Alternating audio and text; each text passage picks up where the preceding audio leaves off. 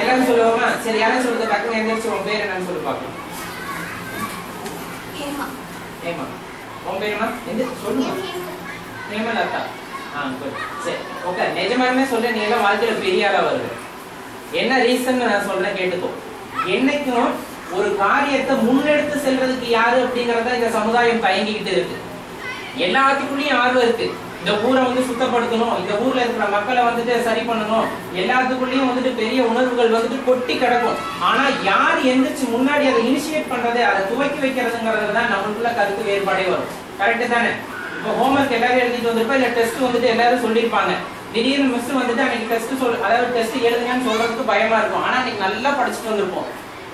யாரா அவங்ககிட்ட போய் சொல்றது, ஏன்னா யாராச்சும் படிக்காம இருந்தா நம்மளை திட்டுவாங்களே அப்படிங்கிற ஒரு சின்ன அந்த பயம் நம்மளுக்குள்ள இருந்துட்டு, அதனால யாருமே சொல்லாம அமைதியாவே உட்காந்துருப்போம். கரெக்டா? அதே மாதிரி வந்துட்டு யாராச்சும் வந்துட்டு இந்த இடத்த சுத்தம் பண்ண முடியுமா அப்படின்னா நம்ம மனசுக்குள்ள இருக்கும், நம்ம சுத்தம் பண்ணணும் இந்த இடத்த அப்படின்ட்டு. ஆனா யாரு போய் யாராச்சும் செய்யட்டும், ஆரம்பிக்கணும், நம்ம போய் கூட சேர்ந்துக்கலாம்னு தோணுமே தவிர நம்ம அதை இனிஷியேட் பண்ணணும்னு நினைக்க மாட்டோம். ஆனா உனக்குள்ள அந்த தன்மை வந்து நிறையவே இருக்கு. ஏன்னா நான் இது மாதிரி 2-3 ஸ்கூல்ல போய் பேசிட்டேன். உன் பேர் யாராச்சும் சொல்லுவோம் அப்படின்னா ஒரு 200 பேர் இந்த கூட்டத்துல எல்லாருமே அமைதியா உட்காந்துருந்தாங்க. உனக்குள்ள இத்தனை பேர் கை தூக்குறது நிஜமாவே சந்தோஷமா இருக்கு. அந்த மனசுக்குள்ள உனக்கு அந்த ஏக்கம் இருந்தது பாத்தியா? அந்த ஏக்கம் குறையாத வரணும், நீ கரெக்டான பாதையில போயிட்டு இருக்கும். சரியா? இதுல நம்ம ஃபர்ஸ்ட் பார்க்க வேண்டியது, நம்ம சிலபஸ் கம்பேர் பண்ணிட்டு பார்த்தோம் அப்படின்னா இந்த நேரம் அப்படின்ட்டு ஒரு விஷயத்தை நமக்கு சொல்லுவாங்க. டைம் மேனேஜ்மெண்ட் அப்படிங்கிற ஒரு விஷயம். சரியா? இது ரொம்பவே முக்கியமான விஷயம். டைம் மேனேஜ்மெண்ட் அப்படிங்கிறது என்ன அப்படின்னா, ஒரு எங்க சார் ஒருத்தர் சொல்லுவாங்க. சரியா? எனக்கு வந்துட்டு 10th எடுத்தவர் சிவசுப்ரமணியம் சார்னு சொல்லி, ஒரு இடத்துக்கு 9 மணிக்கு நம்மளை வர சொல்றாங்க அப்படின்னா அந்த இடத்துக்கு அட்லீஸ்ட் 9 மணிக்குனாச்சும் நான் போயிடணும். என்ன ரீசன்னா, என்ன வந்து எல்லாமே அந்த இடத்துல ரெடி ஆயிடுச்சு அப்படின்ற பட்சத்துல நான் ஒரு 1/4 மணி நேரம் லேட்டா போனேன்னா அது என்னோட மதிப்பை உயர்த்தியெல்லாம் சொல்லாது, அடுத்தவங்களோட நேரத்தை நான் வீண் பண்ணிட்டேன். அந்த இடத்துல நான் ஒரு பெரிய குற்றவாளி. அந்த நினைப்பு உனக்குள்ள என்னைக்குமே இருக்கணும். படிக்கிறதுலயும் சேர்த்து தான் நான் சொல்றேன். அதாவது நம்ம பண்ற ஃபர்ஸ்ட் தப்பு என்ன தெரியுமா? அதாவது படிக்கணும்னு நினைப்போம். 10வது படிக்கிறவங்க 12வது படிக்கிறவங்க காலையில் 4 மணிக்கு அலாரம் வைப்போம். சரியா? எந்திரிச்சு நாளைக்கு படிக்கணும், பரீட்சைக்கு படிக்கணும் அப்படிங்கிற ஒரு ஆர்வத்துல 4 மணிக்கு அலாரம் வச்சிருவோம். ஆனா அடிச்சதுமே எந்திரிச்சு ஒரு 10 நிமிஷம் தூங்கலான்ட்டு படுக்கிறோம் பாத்தியா?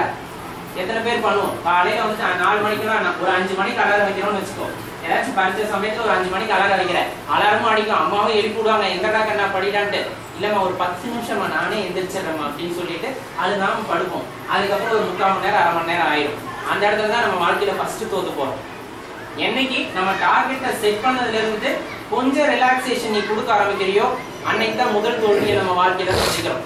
அடுத்து பார்த்தோம் அப்படின்னா, இன்னைக்குள்ள வந்துட்டு எல்லாம் ஏதாச்சும் வந்துட்டு எழுதுறதுக்கு ஹோம்ஒர்க் எழுத கொடுக்குறாங்க அப்படின்னா நான் எழுதி வச்சிடணும். அதை வந்துட்டு சரி நாளைக்கு சார்ட்ட போய் பர்மிஷன் வாங்கிக்கலாம், நம்ம நாளைக்கு எழுதிக்கலாம் அப்படின்னு தள்ளி வைக்கும் போது அடுத்தடி நம்ம வாழ்க்கையில உணர்ந்துருது. இது என்ன ஆகுதுன்னா, ஒவ்வொரு இடத்துலையும் நம்மளோட செட் பண்ற கோலை தள்ளி தள்ளி போட்டுக்கிட்டே இருக்கும். இது வந்துட்டு முதல்ல வந்துட்டு இந்த பழக்கத்தை நம்ம மாத்திக்கிட்டு அந்த டைம் மேனேஜ்மெண்ட்டுக்குள்ள நீ வந்துட்ட அப்படின்னா உன்னை அடிச்சுக்க யாருமே இருக்க முடியாது.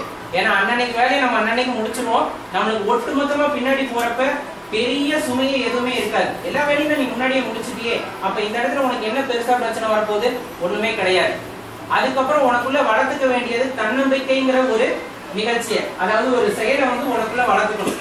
இந்த தன்னம்பிக்கை எத்தனை பேர்கிட்ட இருக்கும் யோசிச்சு பாருங்க. நீ ஏதாச்சும் வந்துட்டு ஒரு காரியத்தை செய்யற அப்படின்னா ஒரு தடவை ஃபெயில் ஆகிட்டாலே நம்ம மனசுக்குள்ள ஒரு தாழ்வு மனப்பான்மை வந்துடும். மனுஷனா பிறந்தா எல்லாருக்கும் அது இருக்கத்தான் செய்யும். ஒரு தடவை பாடத்துல வந்துட்டு சிகப்பு கோடு வாங்கிட்டோம்னா நம்ம படிக்க மாட்டோமோ அப்படின்னு நினைக்கிறதே தாழ்வு மனப்பான்மை. அந்த நேரம் உனக்கு சரியில்லை. சரியா? அப்ப நம்ம படிச்சது வந்துட்டு அந்த அளவுக்கு எடுத்த எஃபர்ட் அங்க பத்தல. அப்ப நம்ம என்ன பண்ணணும் அப்படின்னா, விடாமுயற்சி அப்படிங்கிற வார்த்தையை மனசுக்குள்ள வச்சுக்கணும். அதுதான் ரொம்ப முக்கியம். இந்த தடவை சிவப்பு போடு வாங்கணும், அடுத்த தடவை அந்த இடத்துல நீல மைனால எழுதப்பட்ட எழுத்து மட்டும் தான் இருக்கணும் அப்படிங்கறது உன் மனசுல இருந்துச்சு அப்படின்னா, முன்னாடி 1/2 மணி நேரம் படிச்சு ஃபெயிலா போயிருக்கு அப்படின்னா ஒரு 1/2 மணி நேரம் சேர்த்து படி. கண்டிப்பா உன்னால அந்த இடத்துல வந்துட்டு அந்த பாடத்தை வந்துட்டு அதை என்ன சொல்லி பாஸ் பண்ணிட்டு வெளியே வர முடியும். அந்த தன்னம்பிக்கை எந்த இடத்துல பிறக்குதுன்னு பாரு.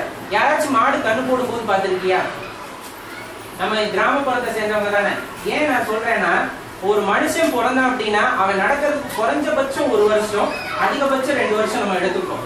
சரியா? ஒரு மனிதன் வந்துட்டு பிறந்து நடக்கிறதுக்கு 1ல இருந்து 1.5 வருஷம் வரணும் நம்ம நேரம் எடுத்துக்கிறோம். ஆனா அந்த புதுசா பிறந்த கண்ணுக்குட்டி எவ்வளவு நேரத்துல நடக்கும் பார்த்திருக்கியா? எவ்வளவு நேரத்துல நடக்கும்? மிஞ்சி போனா 1 மணி நேரம், 1.5 மணி நேரம் நடந்து காமிச்சது இல்ல. இப்ப யார் அதுக்கு நடக்கிறது சொல்லி தந்தா? நம்ம அம்மா நமக்கு சொல்லி தருவாங்க. வாக்கரை வச்சுக்கிட்டு நடராக்கண்ணா நடராக்கண்ணா அப்படிம்பாங்க. ஒரு 8 மாசத்துல தவற ஆரம்பிப்போம். அதுக்கப்புறம் வாக்கரை கொடுத்து நடக்க சொல்லி தருவாங்க. இந்த இடத்துல வந்து நம்மளுக்கு தன்னம்பிக்கைங்கிற வார்த்தை வந்து அது 1 வருஷம் 2 வருஷத்துக்கு நம்மளுக்கு இருக்கிறதே இல்லை. நம்ம அம்மா தான் எல்லாத்தையுமே வழிகாட்டியா இருந்து எல்லாத்தையும் நடத்தி கொடுப்பாங்க. ஆனா அந்த சின்ன கண்ணுக்குட்டிக்கு அவங்க அம்மா கூட சொல்லி தரது கிடையாது.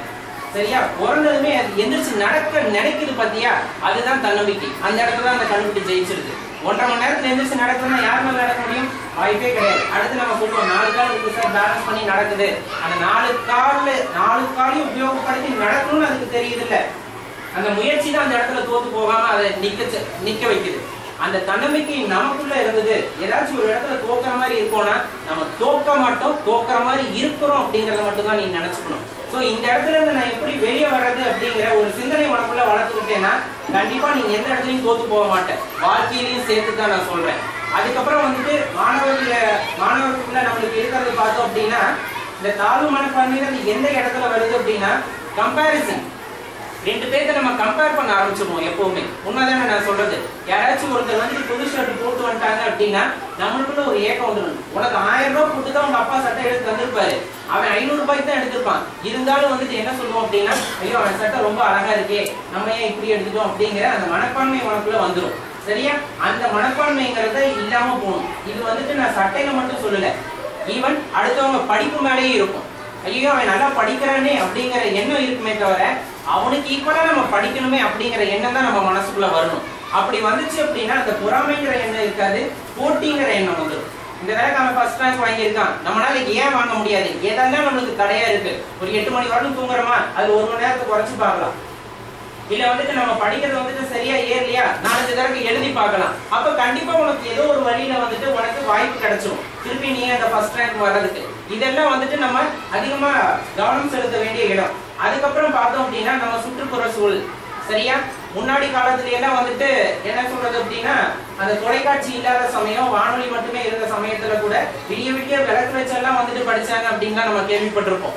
இன்னைக்கு இந்த சூழ்நிலைகள் நம்மளை சோம்பேறி ஆக்கிருச்சு அப்படின்னு தான் நம்ம சொல்ல முடியும். நம்மளை சுத்தி இருக்க என்விரான்மெண்ட் நம்மளை சோம்பேறி ஆக்கிருச்சு. எந்தெந்த விதத்துல அப்படின்னு உங்களால சொல்ல முடியுமா? எதனால நம்ம பாதிக்கப்படுறோம்னு சொல்லுங்க. ஏன் நம்ம வந்துட்டு நம்ம மனசுக்குள்ள வந்துட்டு ஒரு எண்ணத்தை வளர்த்துக்கிறோம் நம்மளால முடியாதுங்கிறத? டிவி ரொம்ப கரெக்ட். நிஜமாலுமே அப்ரிஷியேட் பண்ண வேண்டிய விஷயம். டிவினால நம்ம அஃபெக்ட் ஆகுறோம். வேற விஷயம் அப்போ உண்மையிலுமே அதிகமா பாதிக்கப்படுறது எதுனாலதான் இப்ப இருக்குது. சரியா? செல்போன்னால அதிகமா பாதிக்கப்படுறோம். வேற எதுனாலமா? அதிக நேரம் விளையாடுறது. விளையாட்டுன்னு பொதுவா சொல்லிட முடியாது, அதிக நேரம் எப்பவுமே விளையாண்டுகிட்டு இருக்கிறது அது ஒரு கேடர். வேற எதனா படிப்பை பாதிக்குதுன்னு நினைக்கிறேன்? ரொம்ப நேரம் தூங்கிறது. அதாவது வீட்லயும் நான் ரொம்ப நேரம் தூங்கிடுறேன் சார், கிளாஸ்ல வந்து தூங்கிடுறேன் சார் அப்படிங்கிற கேட்டகரி. சரியா? இது படிப்பை பாதிக்கும். சரியா? வேற என்ன விதத்துலன்னா குடும்ப சூழல் சில பேர்த்த பாதிக்கும். சரியா? நல்லா படிக்கணும்னு ஆசைப்படுவாங்க. ஒரு எதிர்பாராத விதமா வீட்டுல ஏதாச்சும் வந்துட்டு ஒரு சந்தோஷமான நிகழ்ச்சி, அண்ணனுக்கு கல்யாணம், அக்காவுக்கு காது குத்து, இந்த மாதிரி ஒரு நிகழ்ச்சியும் சரி, இல்ல அதுவே வந்துட்டு இன்வெஸ்ட் நடக்கும் போதும் சரி, நம்ம மனசுல ஒரு சின்ன தாக்கத்தை ஏற்படுத்தும், நாளைக்கு படிச்சுக்கலாமே அப்படின்ட்டு. இது எல்லாம் நம்ம படிப்பை அடிமைப்படுத்துற, அதாவது மட்டப்படுத்துற காரணிகள். இதெல்லாம் உனக்கே தெரியுதுல்ல. டிவி பார்த்தா படிக்க முடியலன்னு தெரியுது, செல்போன் எடுத்தா படிக்க முடியலன்னு தெரியுது, அதிகமா விளையாண்டா படிக்க முடியலன்னு தெரியுது, அதிகமா தூங்கினா படிக்க முடியலன்னு தெரியுது. இதெல்லாம் தவிர்க்கிறதுக்கு நம்ம என்ன பண்ணிருக்கோம்? ஒண்ணுமே பண்ணல சார். ஏமா? வேற வழி இல்ல. கிட்டத்தட்ட வந்து பார்த்தோம் அப்படின்னா இது போதைக்கு அடிமையாகிற மாதிரி.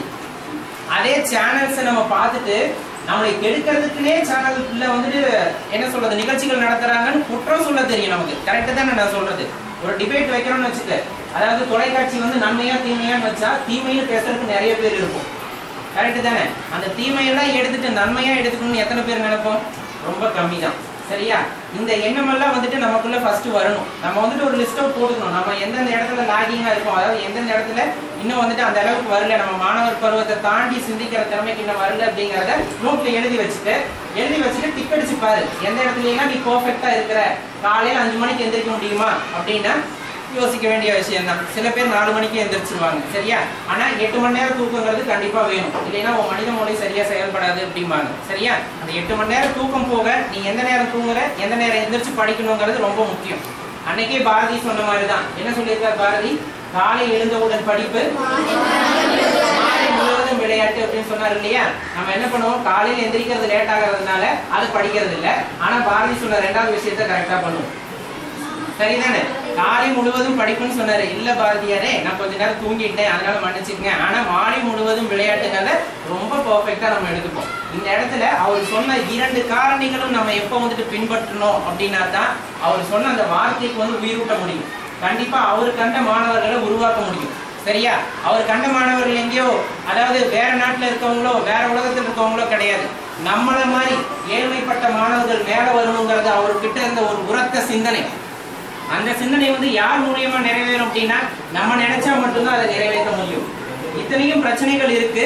இதுக்கப்புறம் பார்த்தோம்னா நம்ம வந்துட்டு என்ன சொல்றதுன்னா, எஜுகேஷன் ஸ்டாண்டர்ட்ல நம்ம என்னென்ன ஆகணும் அப்படிங்கறதே நமக்கு தெரியறது இல்லை. சரியா? நம்ம வாழ்க்கையில நம்ம எந்த நிலையை எட்டி பிடிக்கணும் அப்படிங்கறதே நமக்கு இன்னும் சரிவர தெரியறது இல்லை. அதை எப்படி தெரிஞ்சுக்கிறது அப்படின்னு பார்த்தா, இப்ப நம்ம ஓபனாவே பேசலாம் சில விஷயங்கள். It's interaction. சரியா? உனக்கு எனக்குமான இன்டராக்ஷன் இந்த இடத்துல. வாழ்க்கையில வந்துட்டு நான் வந்துட்டு ஒரு டீச்சரா தான் ஆகணும், டாக்டரா தான் ஆகணும் அப்படிங்கிற எய்ம் எத்தனை பேருக்கு இருக்கு? அதாவது இதை மட்டும் சொல்லல, எனக்குள்ள ஒரு எய்ம் இருக்கு சார், உண்மையே சொல்லலாம். உண்மையாவே ரொம்ப சந்தோஷமா இருக்கு.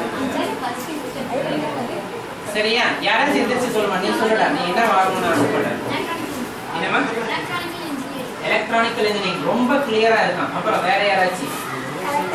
கலெக்டர் ஆகணும். ரொம்ப சந்தோஷமா, நிஜமாவே சந்தோஷமா இருக்கு. சயின்டிஸ்ட் ஆகணும், கலெக்டர் ஆகணும், சாஃப்ட்வேர் இன்ஜினியர். சரி, உட்காருங்களேன். ரொம்பவே சந்தோஷமா இருக்கு. சரி, இதுக்கெல்லாம் என்னென்ன படிக்கணும்னு தெரியுமா? நான் கலெக்டர் ஆகணும்னு ஆசை இருக்கு, அதுக்கு என்ன படிச்சா கலெக்டர் ஆக முடியும்னு தெரியுமா? அதெல்லாம் நம்ம இப்ப தெரிஞ்சுக்கலாம். சரியா? என்னோட சின்ன ரெக்வெஸ்ட் உனக்கு என்ன அப்படின்னா, இவ்வளவு ஜாப் இருக்கு அப்படின்னாலும் நம்ம மெயினா கான்சென்ட்ரேட் பண்ண வேண்டியது, எவ்வளவுதான் சம்பாதிச்சாலும் சரி, முடிஞ்ச அளவுக்கு அது கொண்டாந்து விவசாயத்துல இன்வெஸ்ட் பண்ணு. சரியா? ஏன்னா லட்சக்கணக்குல சம்பாதிக்கலாம், கோடிக்கணக்குல சம்பாதிக்கலாம். நம்ம 3 ஸ்டார் லைஃப், 5 ஸ்டார் லைஃப் என்ன வேணாலும் வாழ்ந்துக்கலாம். அதை பத்தி எல்லாம் பிரச்சனையே கிடையாது. ரொம்ப சொகுசான வாழ்க்கை ஒரு காலகட்டத்துல இருந்துதான் தீரும். பட் ஒரு 60 வயசுக்கு அப்புறம் சாப்பிடறதுக்கு சாப்பாடு இல்லை அப்படிங்கிறப்ப ரொம்பவே மோசமான நிலைமையா இருக்கும். நினைச்சு பாரு. யாருமே நான் வந்துட்டு கொத்து எடுத்துட்டு களை வெட்ட போக முடியாது, வெயில்லாம் என்னால தாங்க முடியாது சார் அப்படின்னா எனக்கு இருக்கிற உணர்வு தான் கீழே இருக்கும், என்னை விட கீழே இருக்கவங்களுக்கு இருக்கும். அவங்களும் அதே கஷ்டம் தான் படுவாங்க. சரியா? ஒரு குறிப்பிட்ட காலத்துக்கட்டத்துக்கு அப்புறமா இந்த விவசாயங்கிறது அழிஞ்சு போச்சுன்னா தான் சாப்பிட சாப்பாடு இருக்காது. அது வெளிநாட்டுக்காரன்ட்ட இருந்து வாங்கணும். அன்னைக்கு அதை வாங்குற அளவுக்கு காசு நம்ம கிட்ட இருக்காது. அதனால நீ எவ்வளவு சம்பாதி தப்பு கிடையாது. நீ வந்து விவசாயம் பண்ணுன்னு நான் சொல்லல. விவசாயம் பண்றவங்க மூலியமா உன்னோட மூலதனம் அங்க இருக்கட்டும். அந்த விவசாயம் அழியாம காத்துக்க வேண்டியதும் உன்னோட முதல் கடமை. சரியா? சின்ன பிள்ளைங்களுக்கு சொல்ல வேண்டியது, ஆனா நான் உனக்கு சொல்ல வேண்டிய கட்டாயத்துல இருக்கேன். இன்னைக்கு பார்த்தோம் அப்படின்னா இந்த மரம் அப்படிங்கறத வெற்ற எண்ணிக்கை அதிகமா இருக்கு. சரியா? நம்ம கண்ணில் பார்த்துப்போம். அதாவது வந்துட்டு ஒரு பெரிய மரம் இருக்குன்னா நம்ம அப்பா நமக்கு சொல்லியிருப்பாரு, ஏய் உங்க தாத்தா வச்ச மரம்டா அப்படின்ட்டு. சரியா? நான் என் ஃப்ரெண்டுகிட்ட சொல்லுவேன், ஏய் இது எங்க தாத்தா வச்ச மரம்டா அப்படின்னு நான் சொல்லுவேன். ஆனா இன்னைக்கு இருக்க நிலைமையை பார்த்தா மரத்தை வெட்டிடுறோமா, இந்த இடத்துல ஒரு மரம் இருந்துச்சு, அந்த மரம் எங்க தாத்தா வச்சதா இருந்தது அப்படிங்கிற நிலைமைக்கு நம்ம வந்துட்டோம். கிட்டத்தட்ட வந்தாச்சு. அதனாலதான் இந்த குளோபல் வார்மிங் அப்படின்ற ஒரு கான்செப்டே நம்மளுக்கு எல்லாத்துக்கும் தெரிய வந்துச்சு. ஓசோன்ல ஓட்ட விழுந்துருச்சுன்னு சொல்லுவாங்க, கேள்விப்பட்டிருக்கியா? அது என்ன ஓட்ட விழுந்தது? யாருக்கு ஓட்டம் பண்ணாங்க?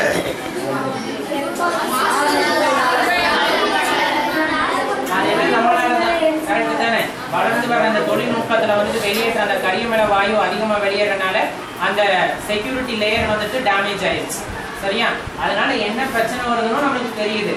அந்த அல்ட்ராவேவ் வந்துட்டு நம்ம மேல பட்டா புற்றுநோய் வரும், அது நல்லாவே தெரியுது. இருந்தாலும் யாருமே வந்துட்டு அதை ப்ரொடெக்ட் பண்றதுக்கு மெஷர் எடுக்கிறதே இல்லை. நான் போற பக்கமெல்லாம் இதை சொல்லுவேன். மோஸ்ட்லி என்னால முடிஞ்ச அளவுக்கு போற பக்கமெல்லாம் மரக்கண்ணை நட்டு வச்சுட்டு வந்துடுவேன். அதை கரெக்டா பார்த்துட்டு இருப்பேன். சரியா? என் கூட ஒரு அண்ணா இருக்காங்க, அவங்க இது வந்து கரூர் டிஸ்ட்ரிக்ட்ல 1600 மரக்கண்ணு நட்டு பாதுகாத்துக்கு வர்றாங்க. சரியா? ஆனா அவர் எந்த பிரதிபலனையும் பாக்குறது இல்லை. அவர் எனக்கு சொல்ற ஒரே வார்த்தை என்ன தெரியுமா? நீ எங்க வேணாலும் மரத்தை வாங்கி போய் நடு, காசே வேண்டாம், நான் மரக்கண்ணு தர்றேன், ஆனா அந்த மரம் செத்து போச்சுன்னா எனக்கு 100 ரூபாய் காசு தரணும் அப்படின்றாரு. சரியா? மரக்கண்ணு ஃப்ரீயா தந்துருவாரு, அதை காக்கிறதுக்கு பூண்டும் ஃப்ரீயா தந்துருவாரு ஸ்டீல்ல. நாங்க வாங்கிட்டு போய் நிறைய இடத்துல வச்சிருப்போம். ஆனா அவர் சொல்ற கண்டிஷன், நீ வாங்கிட்டு போய் நடு, காப்பாத்திட்டீங்கன்னா பிரச்சனை இல்லை, மரம் செத்து போச்சுன்னா எனக்கு 100 ரூபாய் காசு தரணும் அப்படின்பாரு. ஸோ எனக்கு அந்த பயம் வந்துடும், இதை எப்படியாச்சும் காப்பாற்றுமே. அங்கே இருக்க யார்ட்டையாச்சும் சொல்லி ஒரு மரம்னா 100 ரூபா நான் தந்துடுவேன், 10 மரம் நான் நடுறேன், 10 போச்சுன்னா 1000 ரூபா போச்சு. அதனால மாசம் 100 ரூபா 200 ரூபா அங்க இருக்க லோக்கல் பீப்புளுக்கு காசு கொடுத்து தண்ணி ஊத்துங்க சார் அப்படின்னு.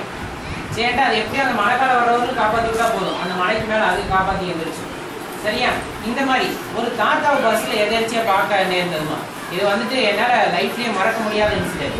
அந்த கண்டக்டர் திட்டிகிட்டே வந்தார் பஸ்ல. என்னைய உனக்கு அறிவே இல்லையா, கையை வெளியே நீட்டிட்டு இருக்க, ஆப்போசிட்ல பஸ் வந்துச்சுன்னா என்ன பண்ணுவேன் அப்படின்னு திட்டிகிட்டே இருந்தாங்க. திருச்சியில ஏறின தாத்தா. சரியா? கரெக்டா லாலாப்பேட்டைக்கிட்ட வந்து ஒரு கவரை இப்படி உதறினாரு, ஒரு பிளாஸ்டிக் கவரு. அந்த பிளாஸ்டிக் கவரை உதறினாரு. அப்புறம் தான் கேட்டாங்க, எதுக்கு நீ கையை வெளியே நீட்டிக்கிட்டே இருந்தேன்?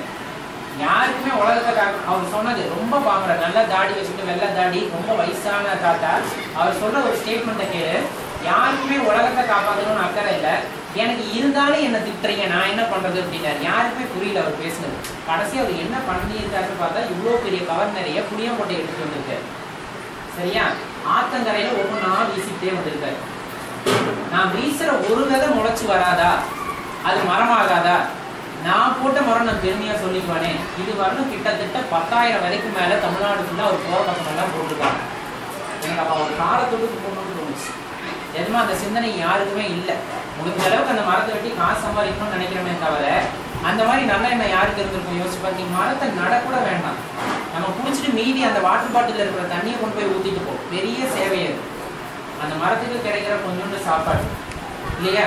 அந்த விஷயத்தை நம்மளுக்குள்ள ரொம்பவே வளர்த்துக்கணும்.